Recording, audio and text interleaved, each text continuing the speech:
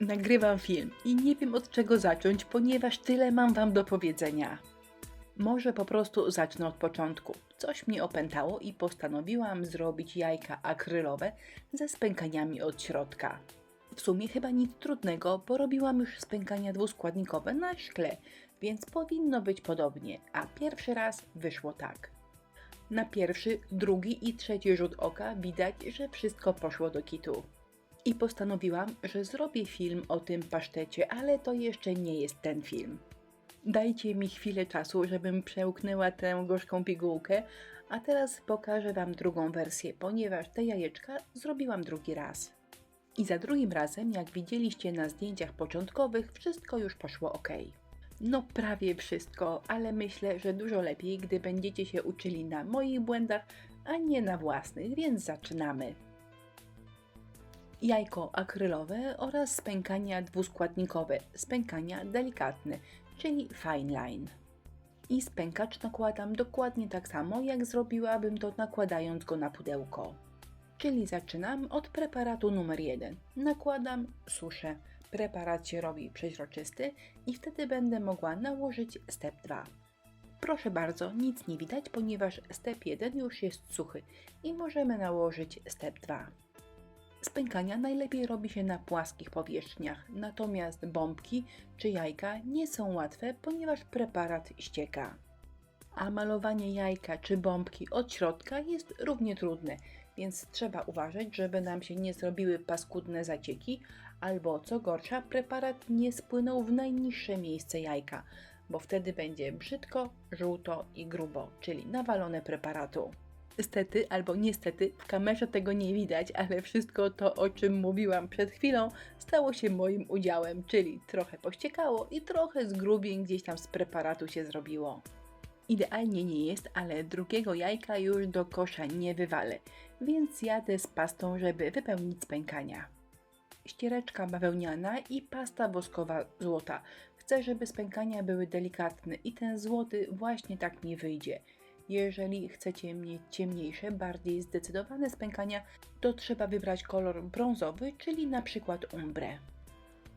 Wosk wcieram w spękania, a całą resztę, która nie jest mi potrzebna, dokładnie wycieram szmatką. I gotowe spękania w tej chwili wyglądają tak. Ostatnim etapem spękań, jak zwykle, jest pokrycie ich lakierem rozpuszczalnikowym. I trzeba to zrobić bardzo, bardzo dokładnie, bo potem Wam pokażę, co się dzieje, gdy w którymś miejscu odrobinę nie domalujemy lakierem. Wszystko jest przeźroczyste i na tym etapie żadnego niedomalowania lakierem po prostu nie widać. Spękania gotowe, więc właściwie mogłabym teraz już skończyć film, bo nic nowego ani ciekawego już praktycznie nie będzie. Ponieważ zostało tylko przykleić papier ryżowy i dodać do jajka jakieś ozdoby. Ozdabianie jajka od środka to takie trochę działanie od tyłu, więc jeżeli chcecie mieć fajne kropki, fajne pochlapanie pracy, to trzeba to zrobić właśnie na tym etapie. A jeżeli chodzi o przyklejanie papieru ryżowego, to naprawdę nic nowego. Po prostu wydzieram wzór, następnie go naddzieram, żeby mi się ładnie ułożył na wklęsłej powierzchni, a potem po prostu przyklejam. Zobaczcie, naddzieram na helikopter. Środek trzyma całość, a im więcej naddarć, tym ładniej grafika ułoży się wewnątrz jajka. Klej do deku i lecimy jak zwykle. Powierzchnię smaruję klejem, potem przykładam obrazek i dociskam tylko środek, a potem po kolei przyklejam helikopter. Gdy klej wyschnie, stanie się przeźroczysty i wtedy jajko maluję od środka na biało, farbą białą akrylową. Dobra wiadomość to taka, że z daleka wszystko wygląda super i trzeba to nie super pokazać palcem, żeby na to zwrócić uwagę. Zobaczcie. Tutaj lakier rozpuszczalnikowy położony był wszędzie i dokładnie, a na tym jajku zostawiłam szczelinkę. I w tym miejscu kawałek pracy odparzyło mi od akrylu. Ale generalnie nic się nie stało, bo pracę wysuszyłam i miejsce, w którym mi odparzyło, jeszcze raz pomalowałam na biało. Teraz nic nie widać. Boki jajka, a właściwie dwóch jajek wykończyłam wyciskami z foremek silikonowych. Masa super lekka oraz mąka ziemniaczana, żeby nam się masa nie przyklejała do foremki. Jeżeli zdarzają Wam się problemy z wyciąganiem mas z foremek, to przygotowałam na ten temat specjalny film. Pokazuję w niej 3 metody i jakaś metoda zawsze się przyda do masy, którą akurat stosujecie. Krótki, przydatny, podlinkuję Wam go pod tym wideo. Wyciski przygotowuję i zostawiam mniej więcej na godzinę, żeby odrobinę stwardniały. W dalszym ciągu są jeszcze miękkie, sprężyste i elastyczne, ale trudno je uszkodzić, na przykład przyklejając do jajka. Przycinam, dostosowuję, a potem przyklejam. Uważam, że najlepszym klejem do tego jest Express Glue.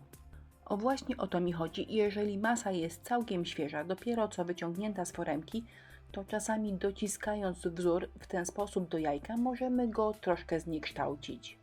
A jeżeli damy radę odczekać chociaż godzinę, no bo przecież człowieka korci, żeby przyklejać natychmiast, to wtedy te zniekształcenia praktycznie nie występują. Wyciski przyklejam, a potem zostawiam na kilka godzin do całkowitego wyschnięcia. Jeżeli masa nie wyschnie, a zabierzecie się na przykład za malowanie farbą albo lakierem, to możliwe, że pod pędzlem, a raczej pod wpływem wilgoci w farbie albo lakierze zacznie Wam się paskudnie rozłazić. Dlatego jeżeli dacie radę odczekać, bo przecież człowieka korci, żeby to wszystko malować i wykańczać, to najlepiej jednego dnia masę przyklejać, a dopiero drugiego malować. No dobra, pomalowałam. Doszłam do wniosku, że trochę nudno i że dodam jakiejś strukturki, w tym wypadku proszku 3D. Proszek wymieszałam z primerem, a następnie nałożyłam na boki jajka. Nałożyłam, wysuszyłam, a potem jeszcze raz pomalowałam. Sami ocencie, czy to miało sens.